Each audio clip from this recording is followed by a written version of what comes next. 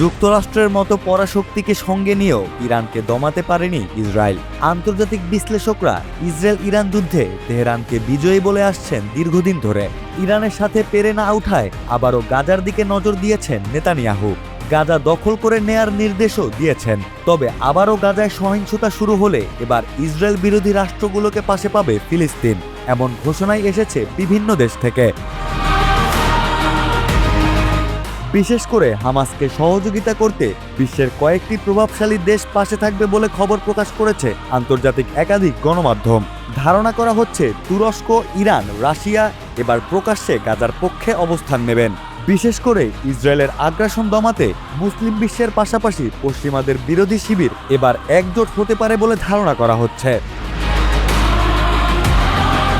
ফিলিস্তিনের অবরুদ্ধ উপত্যকা গাজার ৭০% এলাকা দখল নিতে ইসরায়েলি বাহিনীকে নির্দেশ দিয়েছেন প্রধানমন্ত্রী বেনিয়ামিন নেতানিয়াহু।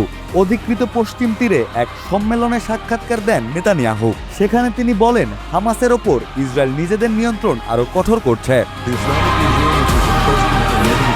কট্টরপন্থী এই প্রধানমন্ত্রী বলেন, গাজার ৬০% এলাকা এখন আমাদের হাতে। আগে আমরা ৫০% এলাকায় ছিলাম, সেখান থেকে আমরা ৬০%-এ পৌঁছেছি।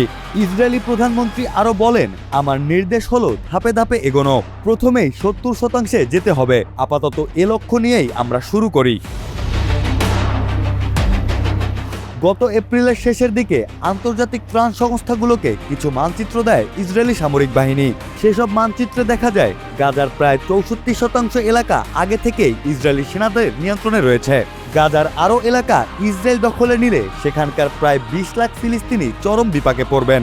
এই উপকূলীয় উপত্যকার সামান্য ধ্বংসপ্রাপ্ত এলাকায় তাদের গাদাগাদি করে থাকতে হবে। ২০২৫ সালের অক্টোবরে ইসরায়েল ও হামাসের মধ্যে একটি যুদ্ধবিরতি চুক্তি হয়। ওই চুক্তি অনুযায়ী ইসরায়েলি সেনারা ইয়েলো লাইন বা হলুদ রেখা নামের একটি সীমানা অতিক্রম করে। এর ফলে গাজার প্রায় ৫৩% এলাকা ইসরায়েলের নিয়ন্ত্রণে থাকে। ওই সীমানা সরিয়ে নেওয়ার জন্য ইসরায়েলকে অভিযুক্ত করে হামাস। হামাসের দাবি, এ ঘটনায় স্পষ্ট হয় ইসরায়েল প্রকাশ্যেই যুদ্ধবিরতি চুক্তি লঙ্ঘন করেছে। তারা জোরপূর্বক নতুন পরিস্থিতি চাপিয়ে দেওয়ার চেষ্টা করছে। মূলত গাজার ওপর নিজেদের সামরিক নিয়ন্ত্রণ পাকাপোক্ত করাই ইসরায়েলের লক্ষ্য। এর ফলে ওই অঞ্চলে স্থিতিশীলতা ফেরানো ও সংঘাত কমানোর যে কোনো চেষ্টাই ব্যর্থ হবে। যুক্তরাষ্ট্রের মধ্যস্থতায় হওয়া যুদ্ধবিরতি চুক্তিটি গত অক্টোবরে কার্যকর হয়। ইসরায়েল ও হামাস উভয় পক্ষেরই এই চুক্তির শর্ত মেনে চলার কথা। খোদ মার্কিন প্রেসিডেন্ট ডোনাল্ড ট্রাম্প এই চুক্তির উদ্যোগ নিয়েছিলেন। তবে বর্তমানে এর বাস্তবায়ন থমকে আছে। এতে গাজা ভূখণ্ড স্থায়ীভাবে বিভক্ত হয়ে পড়ার ঝুঁকি তৈরি হয়েছে। যুদ্ধবিরতি কার্যকর হওয়ার পরও গাজায় বারবার হামলা চালিয়েছে ইসরায়েল। তারা নিজেদের মতো করে অভিযোগ তুলেছে হামাসের বিরুদ্ধে। তাদের দাবি, হামাস নতুন করে অস্ত্র সংগ্রহ করছে এবং নিজেদের বাহিনীকে আবার সংগঠিত করছে। ইসরায়েল বলছে এর মধ্য দিয়ে হামাসই প্রথম যুদ্ধবিরতি লঙ্ঘন করেছে। ইসরায়েলের দাবি, হামাস তাদের অস্ত্র সমর্পণ বা ধ্বংস করতে অস্বীকৃতি জানিয়েছে। অথচ গাজার ভবিষ্যৎ নির্ভর করছে যুদ্ধবিরতি পরিকল্পনার এই প্রধান শর্তটির উপর। শর্ত অনুযায়ী হামাস অস্ত্র সমর্পণ করবে এবং আন্তর্জাতিক নিরাপত্তা বাহিনী গাজার বিভিন্ন অংশের নিরাপত্তা নিশ্চিত করবে। এরপর ইসরায়েলি বাহিনী গাজার দখল করা এলাকা থেকে ধীরে ধীরে সরে যাবে।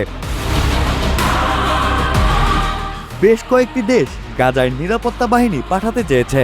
তবে ঠিক কবে এই বাহিনী মোতায়েন করা হবে তার কোনো সুস্পষ্ট সময়সীমা নেই। যুদ্ধবিরতি চুক্তি বাস্তবায়নেও কোনো অগ্রগতি নেই। এই সুযোগে গাজার আরও বেশি এলাকা ক্রমশ দখলে নিচ্ছে ইসরায়েল।